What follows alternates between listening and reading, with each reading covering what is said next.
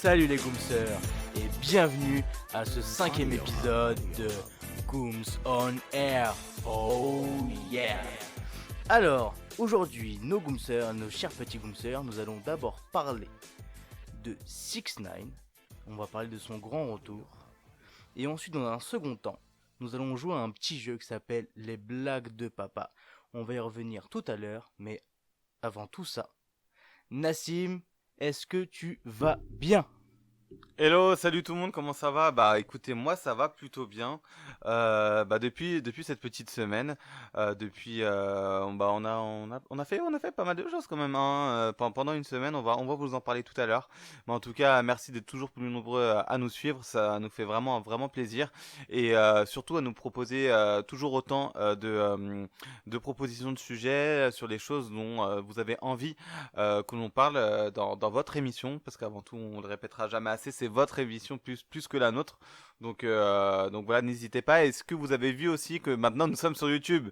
Yeah, on est sur YouTube maintenant. On est dans le YouTube game. À nous la monétisation, Inch'Allah. Non, plus sérieusement, ça y est, Nassim, on y est. Nous sommes en déconfinement.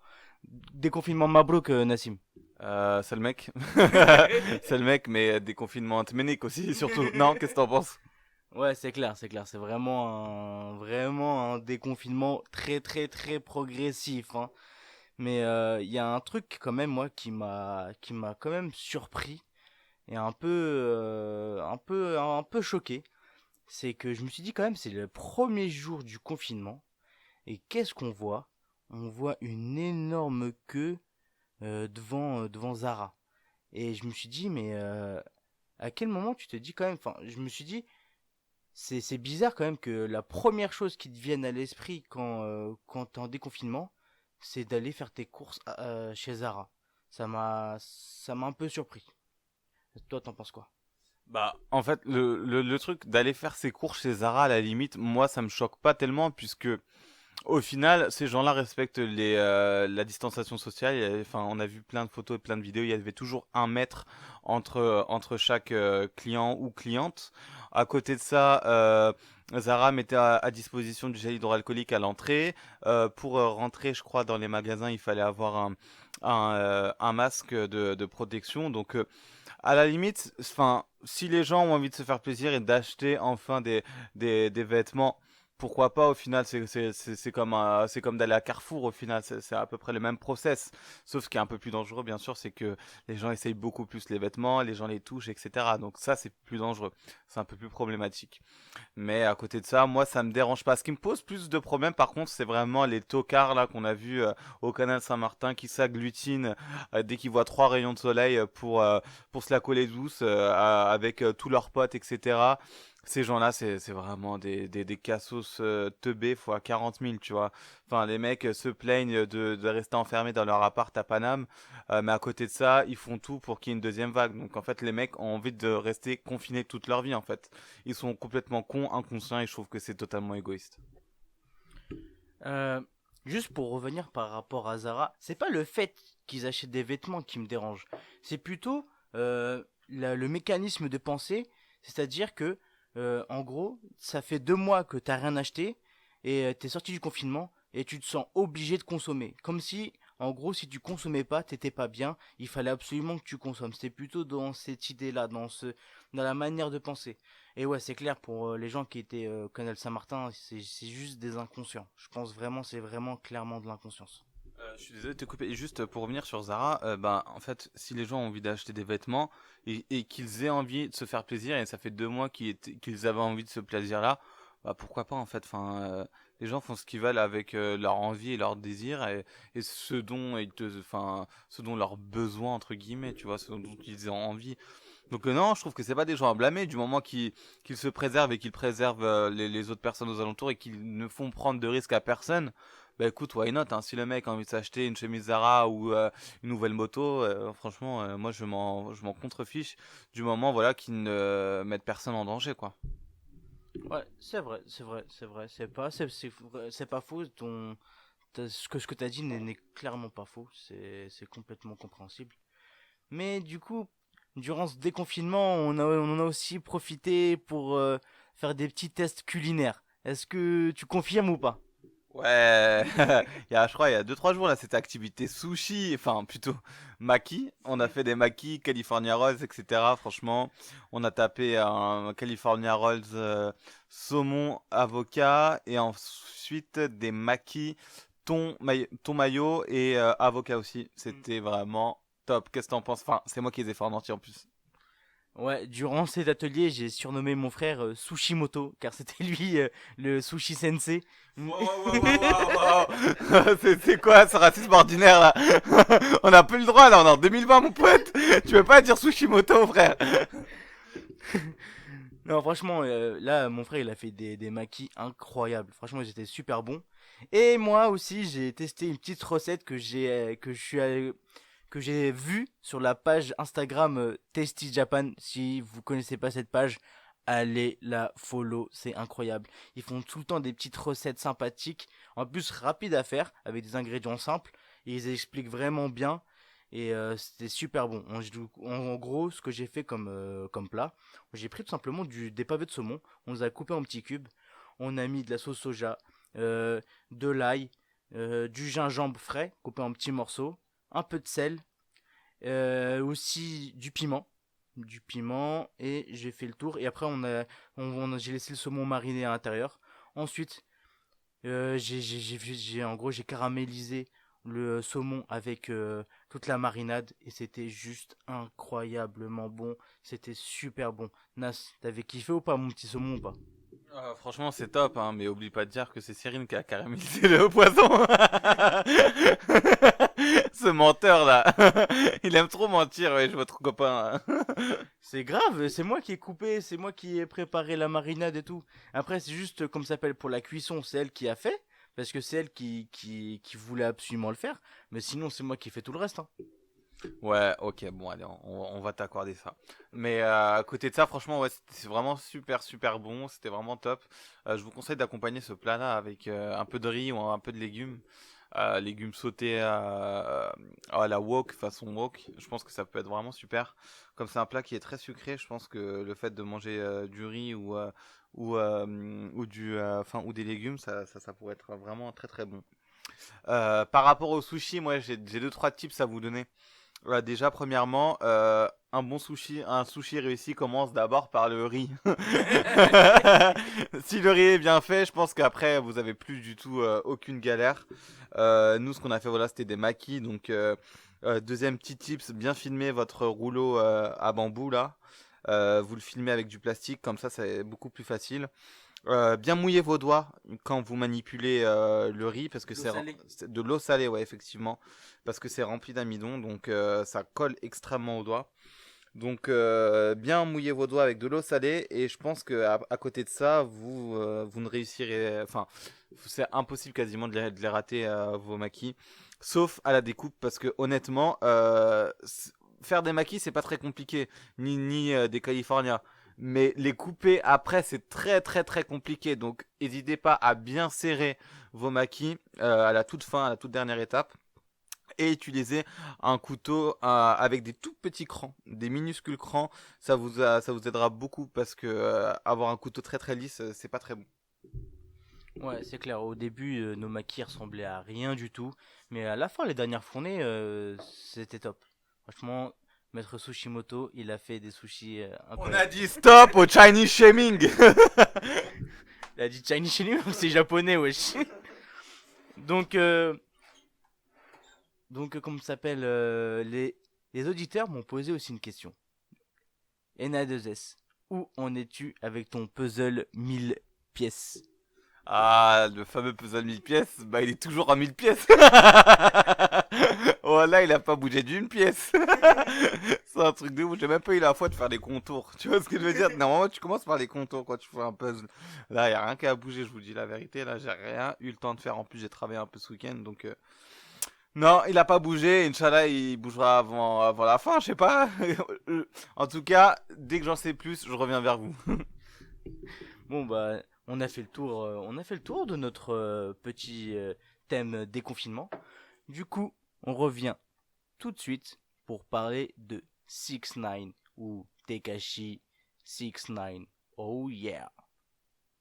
Ladies and gentlemen, we got him.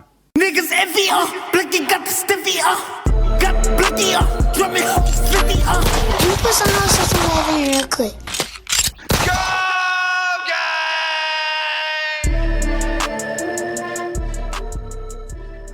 Et nous voilà de retour pour parler du grand retour de 6ix9ine aka Tekashi 69. Et toi Nassim, est-ce que tu l'as vu son grand retour ou pas? Bah ça on l'a plus que vu, je pense qu'il y a 2 millions de personnes qui l'ont vu parce que le mec, vous en avez sûrement entendu parler, mais il a cassé internet. Dès son grand retour là, vendredi dernier, en même temps que Koh-Lanta, le mec fait un live de folie, rassemble 2 millions de personnes, non mais 2 millions de personnes. L'ancien record, je crois que c'était Tory Lanez, quelque chose comme ça, avec 300 000 ou 300 ou 400 000 personnes en même temps. Lui, il franchit la barre des 2 millions normal, tu vois. Franchement, le mec a tout pété. On n'attendait plus que lui, quoi. Même Rihanna, la dernière fois, quand elle a fait un live, elle était à 200 000, tu vois ce que je veux dire. Le mec a tout tué, comme quoi on l'avait enterré beaucoup trop tôt, hein, ce fameux 6ix9ine. Yes, c'est vrai, on l'avait clairement enterré. Moi, je pensais qu'il allait jamais faire un grand retour. En plus, au vu de ce qui s'est passé. Et d'ailleurs, pour comprendre la situation actuelle, on va essayer de revenir sur ce qui s'est passé précédemment. Donc, en gros, comment on en est arrivé là? Alors, tout commence déjà en 2015, quand il a eu une première plainte. Parce qu'en gros, c'était le moment où en 2015, il commençait à tout péter, 6ix9ine, il commençait à être connu. Donc, en 2015, il a été accusé de détournement de mineurs. Mais comme il n'y avait pas assez de preuves contre lui, il a été finalement relâché. Mais en échange, en gros, il devait ni diffuser d'images violentes, ni d'images dégradantes de la femme, il devait même aussi ne pas publier d'images d'enfants sur les réseaux. Mais, donc du coup, il était en liberté conditionnelle. En novembre 2018, là, il a été accusé de faire partie d'un gang. Du coup, là, il a été écroué. Il a eu 17 chefs d'accusation et pour un total de 47 ans. 47 ans de prison. Là, il allait prendre 47 ans de ferme. Du coup, les autorités fédérales lui ont proposé un deal, tout simplement. Il balance sur les Bloods. Donc, c'était le gang auquel il était censé appartenir. Les New York Bloods. Ouais, yes, les New York Bloods. Et en échange, tout simplement, New York retire ses plaintes pour son détournement de mineurs et du coup il réduisait sa peine je crois d'à peu près 20 ans ou quelque chose comme ça. Et donc en 2020, donc être Pookie ça marche quoi. et donc en 2020 il fait son grand retour avec un live de 2 millions de vues et 36 millions de vues sur son dernier clip en 24 heures. C'est juste incroyable. Et je crois en 3 jours, 4 jours, il était à 127 millions de vues. C'est juste un truc de ouf. C'est juste un truc de ouf. Le mec a battu le record d'Eminem quand même. Sur une journée, le record d'Eminem, c'était un de ses derniers sons là, qui annonçait le retour d'Eminem, je sais plus c'est lequel. Eminem c'était juste après Rap God. Le son juste après, je sais plus comment il s'appelle. Il trônait à 33 millions de vues en une journée. Lui arrive Boozy tout à 35 ou 36 millions de vues en une journée. Donc ça fait de lui le rappeur le plus vu sur YouTube en une journée, qui a fait le plus de vues en 24 heures dans le rap en fait, dans le rap game, dans le rap monde même. Donc le mec en fait c'est le mec de tous les records. Il arrive au bout de plus d'un an et demi, en ayant balancé tout le monde, le mec en fait il arrive, il fait un retour mais fracassant quoi. Il arrive, il détruit Instagram, il détruit YouTube, il détruit Twitter, enfin tout le monde ne parle que de lui. Et donc du coup moi j'avais hâte d'écouter en fait son nouveau son là, Gouda, enfin Gouba pardon, Gouda, à chaque fois je dis Gouda, Gouba. Mais au final on retrouve le 6ix9ine d'avant et voilà, moi j'étais un petit peu... Attends, parce que là du coup tu me coupes l'herbe sous le pied. Et justement, j'ai te poser la question, est-ce que tu as écouté le dernier son de 6ix9ine et qu'est-ce que t'en as pensé? Bah écoute, moi j'aime beaucoup 6ix9ine, j'aime beaucoup ses sons, j'aime beaucoup sa vibe, j'aime beaucoup ce qu'il veut retranscrire, j'aime beaucoup l'artiste en fait. Moi je l'aime bien, il me fait rire, etc. Après, En fait, moi, j'imaginais un retour un peu différent, dans le sens où, là, on a retrouvé du 6ix9ine, mais du 6ix9ine inchangé, en fait. 2015. Non, du 6ix9ine de 2018, tu vois, genre... 2015. non, du 6ix9ine de 2018, genre, non, mais... Enfin, ça rappelait beaucoup... Enfin, dans l'univers, en tout cas, dans l'univers du clip, ça rappelait beaucoup le son avec Nicki Minaj, etc., très coloré, avec des meufs, etc., tu vois. C'est très pop, etc., donc... l'univers du clip est très 2018, tu vois. Après, en fait, on retrouve des bases de 6ix9ine et moi, je m'attendais à autre chose, dans le sens où le mec, en fait, vient de passer 1 an et demi en prison. Le mec est sécurisé de partout, tout le monde cherche, tout le monde veut sa peau, tout le monde veut le tuer, etc., machin. Je pensais qu'en fait, il allait revenir avec quelque chose de nouveau, peut-être un peu plus puissant. En fait, il revient là où on l'a laissé, en fait. Genre... moi personnellement il m'a pas surpris du tout parce que c'est du 6ix9ine. Après voilà, ça reste du 6ix9ine, c'est qu'on l'aime ou qu'on l'aime pas, moi j'aime bien personnellement, donc c'est bon, enfin pour moi c'est normal en fait, mais sans plus. J'attendais ce grain de folie, ce petit changement qu'il n'y a pas eu malheureusement. Donc là, je vais passer du coup à ma deuxième question. Nassim, si t'avais été 6ix9ine, est-ce que t'aurais snitch ou pas? Bah au début genre je m'étais dit ouais et tout, vas-y tu sais quoi, c'est chaud et tout, surtout les bloods et tout, tu peux pas snitch et tout machin. Après sur son Instagram il avait dit mais en fait écoutez-moi bien, ces mecs-là ont fait des choses illégales, m'ont menacé, m'ont extorqué de l'argent, ont menacé ma mère, voulaient me tuer, m'ont balancé en premier, etc. Machin. Bref, il étale tout en fait sur Instagram et il dit et vous, qu'est-ce que vous auriez fait? Genre concrètement, est-ce que ces gens méritent que je les snitch pas ou pas? Et ben, il avait fait un sondage sur son Instagram, 78% de snitch en fait. En vrai, il a raison. Ces mecs-là, il leur doit rien. Il les a mis dans la merde depuis le début en fait. Depuis le début, c'est des mecs qui veulent le tuer en fait. Donc au final, pourquoi pas les snitch? Tu vois ce que je veux dire? Donc moi, je peux comprendre. Je sais pas si je l'aurais fait, mais en tout cas, je peux le comprendre. Est-ce que Nassim, te souviens quand il a voulu balance Cardi B? Et que t'en souviens ou pas, Nassim? Ah oui. Cardi B, ouais, voilà, c'est ouf. Et quand elle avait dit, tu sais, quand elle avait dit, ouais, espèce de con, je fais partie d'un gang, mais pas celui-là. Voilà, elle est arrivée, elle fait, écoute cette petite balance de merde et tout. Bien sûr, je fais partie d'un gang, mais pas celui-là, sale teubé et tout. Ouais, voilà, bah tué de ouf. Et Cardi B, c'est trop une folle. Mais en vrai, 6ix9ine, il a voulu même mettre Trippie Redd dans la sauce. Il avait dit qu'il faisait partie d'un gang, tout ça. Ah bah Trippie Redd, miskin, wesh. Ça y est, wesh. Ça y est, wesh. Vas-y, laisse tomber, c'est trop. Bon bah, je pense qu'on a fait le tour du sujet. Et on revient juste après pour les blagues de papa. Allez. Blague de papa. Ah, don't make me laugh. Round 1. Fight. Et nous voilà de retour pour le jeu tant attendu des blagues de Papa. Oh yeah. Alors, le jeu, il va être très simple, Nassim. J'ai préparé 5 blagues. Toi aussi, t'as préparé 5 blagues. Ou tu vas trouver 5 blagues grâce au livre. Un petit bruitage. Moi, je vais piocher dans le livre magique des blagues. Dès qu'il me dit stop, bam, j'arrête et je lui dis la blague. Et donc, c'est simple. Celui qui rigole le plus aura perdu, tout simplement. Allez, bah vas-y, à toi, Gooms. Ok, première blague. Pourquoi les Mexicains mangent-ils aux toilettes? Je sais pas. Parce qu'ils aiment manger épicé. Wouah. Ah ouais, c'est compliqué, hein. Wouah. À toi. Ok. Livre des blagues, c'est parti, dis-moi stop. Wouah, celle-là elle est trop longue, c'est marrant. Dis-moi stop. Stop. Alors, une institutrice veut inciter ses élèves à acheter une photo de classe. Elle dit: quand vous serez plus grand, vous regarderez la photo et vous pourrez dire: tiens là, c'est Justine, elle est médecin maintenant.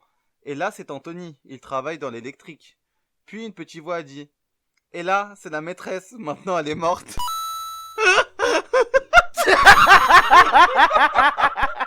On a perdu tous les deux. Ça allait aller.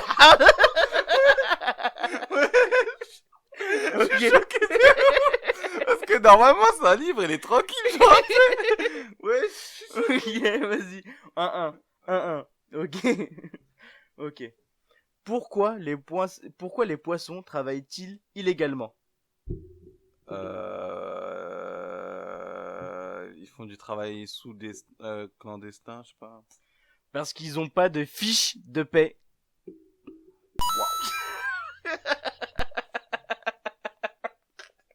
Ok, 2-1 pour toi. Waouh, non mais là, c'est impossible. Non mais dites-moi si vous avez rigolé à ce truc-là, parce que c'est impossible. Personne rigole à ça, sérieux. Fiche de paix. Waouh. Ok. Vas-y, Bon, à toi. Livre magique, dis-moi stop. Stop. C'est mort, elle est trop grande. Livre magique. Stop. Alors. Deux poules discutent. Comment vas-tu, ma cocotte? Pas très bien. Je crois que je couvre quelque chose. T'as rigolé. Non, je fais ça. Ok, c'est bon. Ok. Pourquoi on met les crocos en prison? Parce qu'il recopie Lacoste. Non. Parce que les crocodiles. Waouh. Franchement, waouh. À toi. Vas-y, dis-moi stop. Stop. Alors. Une femme entre dans un magasin et demande à la vendeuse: Mademoiselle, je voudrais essayer cette robe dans la vitrine. La vendeuse lui répond: Mais madame, vous ne pouvez pas? Que diraient les gens qui passent dans la rue? Je comprends pas. T'as perdu. C'est quoi ça? Voilà, c'est une énigme.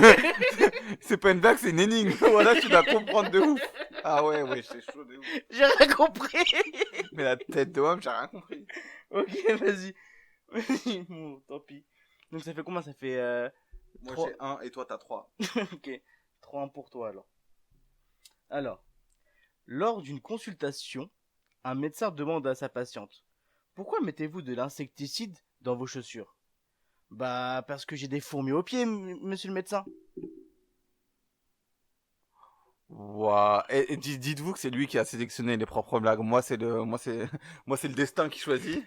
Moi aussi, j'ai pris dans le bouquin, j'ai choisi ça. Ouais, c'est ça. Il a choisi, il les a étudiés. Ouais, c'est un truc de ouf. Vas-y, à toi. À toi. Dis-moi stop. Stop.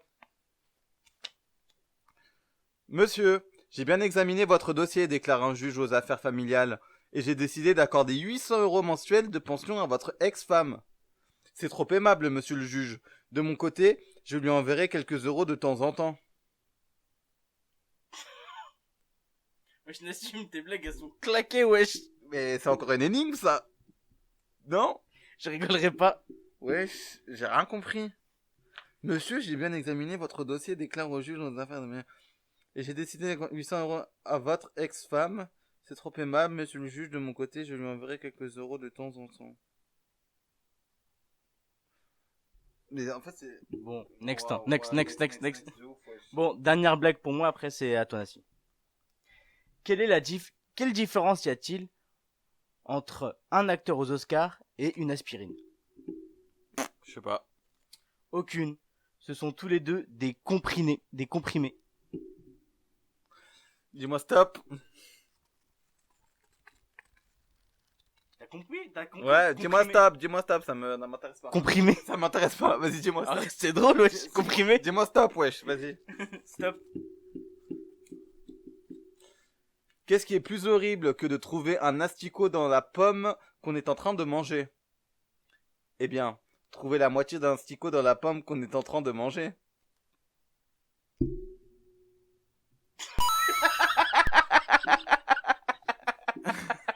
Wesh. C'est trop nul. Wesh. Waouh. Eh bah putain. Waouh. Dites-nous, envoyez-nous vos blagues les plus pourries. Vous savez quoi? Sur notre compte Instagram ou sur notre chaîne YouTube, là, parce que là, on est sur YouTube. Envoyez-nous, s'il vous plaît, vos blagues les plus pourries. Et la personne, voilà, qui a le plus de likes dans vos commentaires, eh ben, on l'invitera. Vous savez quoi? On l'invitera maintenant. On l'invitera dans la prochaine émission. Celui qui a la blague la plus pourrie, qui récolte le plus de j'aime, eh ben, il sera invité à la prochaine émission. Vas-y, c'est parti, on fait ça. Bon, en tout cas, c'était un numéro rempli de surprises. J'espère que vous avez bien aimé le jeu des blagues de papa. En tout cas, moi, je me suis super bien amusé. Et Nassim, j'ai envie de dire à la semaine prochaine.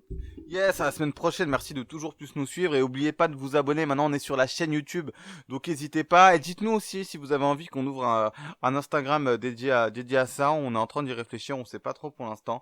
Donc pour l'instant, vous nous suivez sur YouTube, une vidéo chaque semaine, généralement le vendredi. Donc n'hésitez pas et puis cliquez quoi, swipez, swipe up. Ok, yes. Et donc, on revient la semaine prochaine pour un nouvel épisode de Gooms on Air. Oh Yeah. yeah.